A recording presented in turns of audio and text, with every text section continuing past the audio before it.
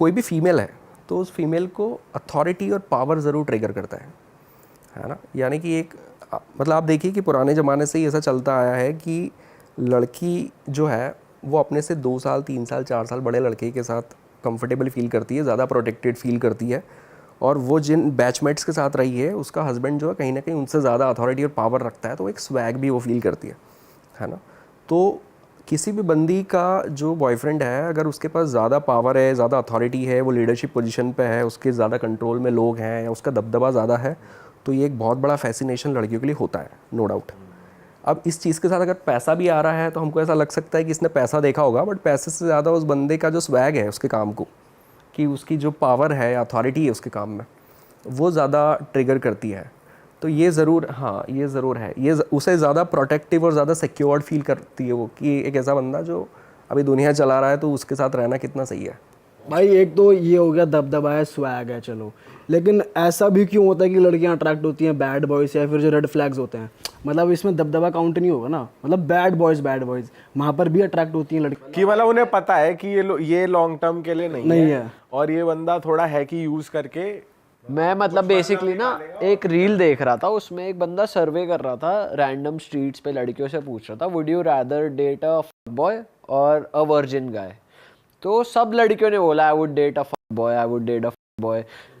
उससे पूछा क्यों, किसी ने बोला कि उसके पास ज़्यादा एक्सपीरियंस होगा, किसी ने बोला कि मतलब अट्रैक्टिव ज़्यादा होगा, खेला खिलाया खिलाड़ी होगा ऐसा। पर लड़कियों को सेटल होना है किसी शरीफ आदमी के साथ, है ना, सबको चाहिए मेरा मैन लॉयल हो, वो फक बॉय ना हो, इधर उधर ना मुंह मारे। पर डेट सबको या अट्रैक्शन सबको इनिशियल ऐसे लड़कों से हो रही है, तो ऐसा क्यों होता है? ये इसको तो आप फ्लिप कर लो तो भी यही है कि लड़के को जाके पूछ लो कि तुझे कैसी लड़की चाहिए। नहीं भाई, नहीं, अगर आप बोलोगे मैरिज मटेरियल तो वो अलग ही बता देगा फिर, पर उसको जो लड़की अट्रैक्टिव लग रही है, जिसको चेज कर रहा है कि भाई इसको तो सेट करना है कैसे भी करके, वो अलग ही होती है। ठीक है, वो लड़की उसके कितने रिलेशनशिप या कितने बॉयफ्रेंड रहे हैं उसको मतलब नहीं, उसको तो ये कि यार इसको पटाना है, बट शादी करनी है तो फिर सोचना पड़ेगा। तो ये तो सेम है। पर लड़के ना भाई आपको नहीं लगता बहक जाते हैं, उसके साथ भी सीरियस हो जाएंगे लड़के? मुझे तो ऐसा भाई लगता मुझे है। पता क्या लगता है, जैसे आपने बोला कि लड़के लुक्स को देख के अपील हो जाते हैं, अगर वो लुक वाली लड़की उनके हत्ते आ गई, मतलब बेसिकली उसको पटा लिया, तो वो सेटलमेंट भी कर ले, सेटल हो जाएंगे उसके हाँ साथ। वही मैं कह रहा हूँ कि वो प्यार कर लेते हैं, मतलब उनके ऊपर वो। और भाई ये भी एक चीज है कि जैसे आप कह रहे हो कि फ्लिप कर दें, लड़कियां डेट करना चाह रही है फक बॉय को, पर वो उन्हें पता है उसकी फितरत कैसी रही है, स्टिल दे एक्सपेक्ट कि वो बदल जाएगा और फिर वो मैं उसे बदल दूंगी, मेरे लिए बदल जाएगा। पर वो नहीं बदलता तो फिर तुम पहले ही मत उस तरफ अट्रैक्ट हो ना, अगर तुम्हें पता है, फिर भी तुम क्यों हो रहे? भाई आपके पास 2 क्वेश्चन आ गए अलग अलग। हाँ मतलब पहले तो पीयूष भाई ने जो बोला मैं भूलना चाहूँ यार वो कि जो लड़का है उसको भी प्यार व्यार हो जाता है और ये सब हो जाता है। तो यहाँ पे भी एक बड़ी मज़े की चीज़ है कि ये भी साइकोलॉजिकल है कि फ़ीमेल जो रहती है, फ़ीमेल के साथ कैसा होता है कि मान लीजिए वो किसी लड़के को डेट कर रही है, तो फीमेल का इनिशियल अप्रोच कभी भी उसके क्लोज आना या इंटीमेट होना या सेक्सुअल होना नहीं है। ठीक है, उसका इनिशियल अप्रोच है उसके साथ एक बॉन्ड क्रिएट करना, एक रिलेशनशिप बनानी, उसके साथ एक स्ट्रेंथ आ जाए। ठीक है, तो आपने कोई मूवी है जिसमें अमिताभ बच्चन कहते हैं कि एक लड़का जो है वो शादी की कीमत चुकाता है सेक्स के लिए, और एक लड़की जो है वो कीमत चुकाती है एक शादी के लिए, एक रिलेशनशिप के लिए। ठीक है, मतलब अप्रोचेस बता रहा हूँ। तो जो फीमेल होती है वो क्या चाहती है, पहले बॉन्ड बन जाए और फिर वो इंटीमेट हो, यही चाहती है ना। वो उस लड़के के साथ और इंटरकोर्स ये सारी चीज़ों में जाना चाहती है जिसको लेकर वो इंश्योर है कि हाँ मुझे ये प्यार करता है, ये मुझे चाहता है। और लड़के कैसे हैं, लड़कों के साथ थोड़ा अगेन यहाँ पर अलग है कि लड़के जो हैं वो पहली अप्रोच में ये सोच रहे होते हैं कि इसके क्लोज कैसे जाऊँ। ठीक है, और वो जब इंटरकोर्स वाली एक्टिविटी को कंप्लीट कर चुके हैं उसके बाद उसकी आंखें और बाल देख रहे हैं कि यार तुम्हारी आंखें कैसी है, तुम्हारे बाल कितने सही हैं, तुम कितनी खूबसूरत लग रही हो, उसकी स्किन कैसी है, कैसा टेक्सचर है, क्या है, ये है वो है। ठीक है, तो आप देखना कि लड़के जो हैं कई बार उनको प्रोस्टिट्यूट से भी प्यार हो जाता है। ठीक है, अब वहाँ तो ये सोच के नहीं गए थे, बट क्योंकि इंटीमेट हुए हैं उसके साथ, बॉडी क्लोज आई है, ऑक्सीटोसिन रिलीज होता है, बॉन्ड बनता है, तो उनको प्यार हो गया। तो ऐसा नहीं है कि लड़कों को प्यार नहीं होता है, पर लड़का पहली अप्रोच में क्लोज आना चाहता है और लड़की चाहती है कि पहले तू प्यार का इंश्योर कर दे तो फिर क्लोज आऊँ। लड़कियां कैलकुलेट, सही कह रहे हो, लड़कियां कैलकुलेटिव होती है, लड़का इस बात में भोला इस टाइप में हो जाता है कि वो सोचता वही है, लेकिन उसे पता नहीं लगता कब प्यार भी हो गया, खिंच गया मैं उस तरफ। भाई इसको ऐसे कह सकते हैं कि बॉयज के ज़्यादा हार्मोन एक्टिव हो रहे हैं, क्योंकि गर्ल्स भी अगर किसी को देखते हैं अट्रैक्टिव बंदे को। हाँ देखो, यहाँ पे ना एक बहुत ही इंटरेस्टिंग बात है, मैं आपको बताता हूँ कि एक ग्राफ है कि हम ये ऐसा समझ लेते हैं कि एक लड़का है और एक लड़की है, ये इसके पूरे लाइफ टाइम में सेक्सुअली सबसे ज़्यादा पिक पे ये लोग कब होते हैं, ठीक है। अब जब पिक पे है तो है, फिर वो देख रहा है नहीं देख रहा है ये सब आप ये अब समझ लो, ठीक है। ऐसा नहीं कि वो लड़की उस किसी को देखेगी तो ही हम समझेंगे कि उसके दिमाग में ऐसा आ रहा है।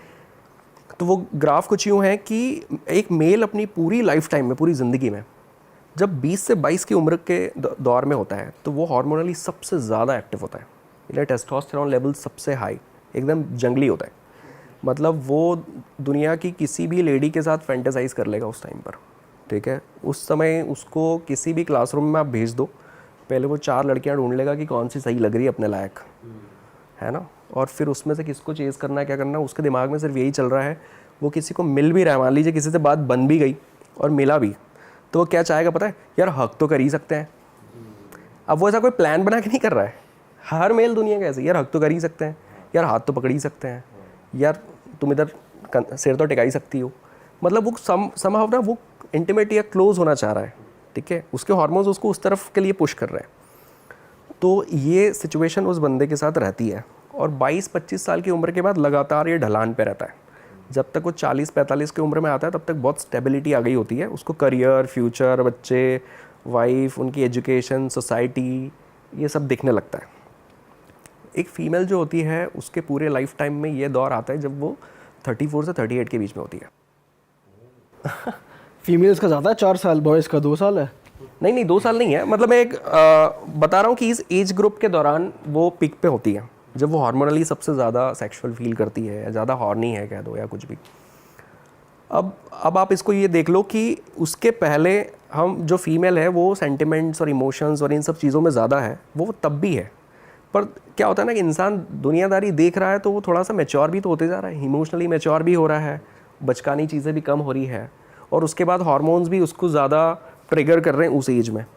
तो एक और प्रॉब्लम जो हम लोगों के साथ आती है, जो कपल्स के जो ज़्यादा इश्यूज़ आते हैं, ये भी एजुकेशन की बात है कि कपल आ रहा है और बोल रहा है कि शादी हो गई मान लीजिए 30-35 की उम्र में, और उनकी सेक्सुअल लाइफ जो है वो लगातार डिग्रेड हो रही है, धीरे धीरे सैचुरेशन आ रहा है, और वाइफ की उम्र और उसके हार्मोन्स के हिसाब से तो वहाँ पे जान ज़्यादा आनी चाहिए, ज़्यादा धमाल होना चाहिए। अब लोग कह रहे हैं यार सर इसको पता नहीं अब क्या हो गया यार, ये अलग ही फॉर्म में रहती है। आप समझ रहे हैं, पहले तो इतना नहीं करती थी, आजकल इसको यही सब दिखता है, पता नहीं क्या देखती है दिन भर फ़ोन में या क्या कर रही है।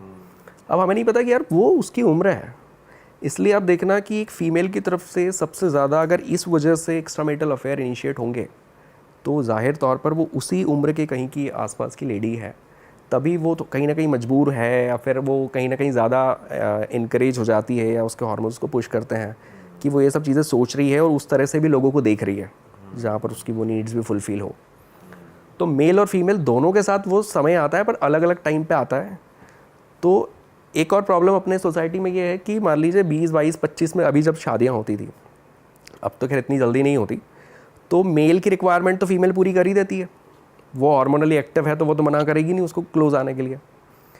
पर यही कपल जब उस एज में जाता है ना 35-40 में, तो वहाँ पर फीमेल की रिक्वायरमेंट मेल नहीं पूरी कर रहा है। अब उसे ऐसा लग रहा है तुमको क्या हो गया यार अचानक से, आजकल तुम अलग ही मूड में रहती हो, ठीक है। अब ये एजुकेशन वाली बात है कि भाई तुझे थोड़ा प्रायोरिटाइज तो करना पड़ेगा अपने सेक्सुअल लाइफ को भी, ठीक है, तुझे थोड़ा उनकी नीड्स को या उनकी ज़रूरतों को भी समझना पड़ेगा। तो ऐसी चीज़ें होती है, इसकी वजह से भी अफेयर्स और लफड़े। तो भाई इस केस में फिर मर्द क्या करे? प्रायोरिटाइज करे अपनी मतलब सेक्सुअली एक्टिव रहे सेक्सुअल लाइफ को। हाँ, वो ये सोचना बंद कर दे कि यार मैं इतना मैच्योर हो गया हूँ, इतना साल हो गया शादी को, 15 साल, अब मैं भी थोड़ी ना पागल हुए जा रहा हूँ तो तुम भी समझो। वो ये सोचना बंद कर दे क्योंकि आपके हार्मोन्स का सिनेरियो अलग चल रहा है, उसका अलग चल रहा है, तो आपको प्रायोरिटाइज करना पड़ेगा। अगर आप 22 में थे और लड़की आपको बोल देती कि यार ये सब रोज़ नहीं चलेगा यार, तो कैसा लगता? ये बस वैसी ही बात है कि उसने आपकी सेंटिमेंट्स को, आपकी इमोशनल फीलिंग, आपकी ज़रूरतों को पूरा किया, तो आपको भी थोड़ा तो उसको प्रायोरिटाइज करना चाहिए, जो कि लोग नहीं करते हैं कई बार।